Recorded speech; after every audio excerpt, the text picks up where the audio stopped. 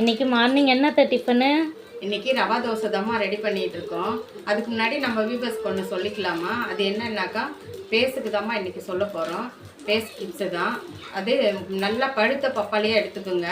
நல்லா பழுத்த பப்பாளியை நல்லா மசிச்சு நல்லா கொலன்னு மசிச்சுக்குங்க.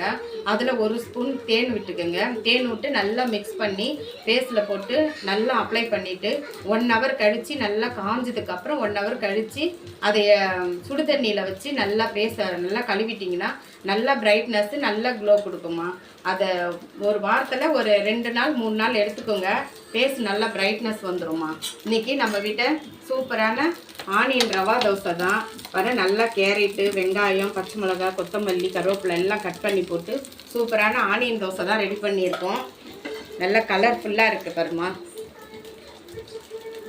அதை தொட்டு சாப்பிட்றதுக்கு சூப்பரான தக்காளி தொக்கு தான் செஞ்சுருக்கோம். இன்றைக்கி நம்ம வீட்டில் ஆனியன் ரவா தோசையும் தக்காளி தொக்கும் ரெடி ஆயிடுச்சு. நாங்கள் டிஃபன் ரெடி ஆயிடுச்சு, எல்லாரும் சாப்பிட்லாம். நாங்கள் கோவிலுக்கு போயிட்டு பாப்பாவுக்கு எங்கள் பேத்திக்கு அன்னப்பிரசன்னம் கொடுத்த அந்த வீடியோவை லாங் வீடியோவாக போட்டிருக்கோம். அதை பாருங்கள், பார்த்துட்டு லைக் பண்ணுங்கள், சப்ஸ்கிரைப் பண்ணுங்கள்.